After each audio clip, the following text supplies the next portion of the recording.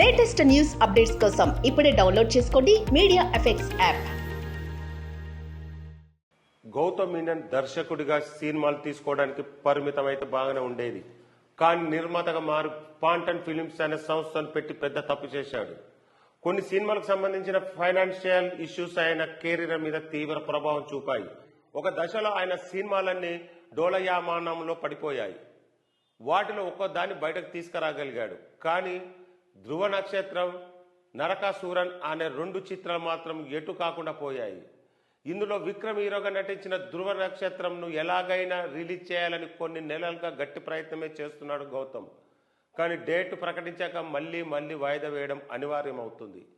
చివరగా నవంబర్ 24న సినిమాను రిలీజ్ చేయడానికి గౌతమ్ చేసిన ప్రయత్నం ఫలించలేదు. ఆ తర్వాత తాను డైరెక్ట్ చేయాల్సిన సినిమాను పక్కన పెట్టి ఈ చిత్రానికి మోక్షం కల్పించడానికి ట్రై చేస్తూనే ఉన్నాడు. కానీ ఫలితం లేదు. ఈ నేపథ్యంలో తీవ్ర ఆవేదనతో సోషల్ మీడియాలో ఒక పోస్ట్ పెట్టాడు గౌతమ్. అది చూసి అయ్యో అనుకుంటున్నారు గౌతమ్ అభిమానులు.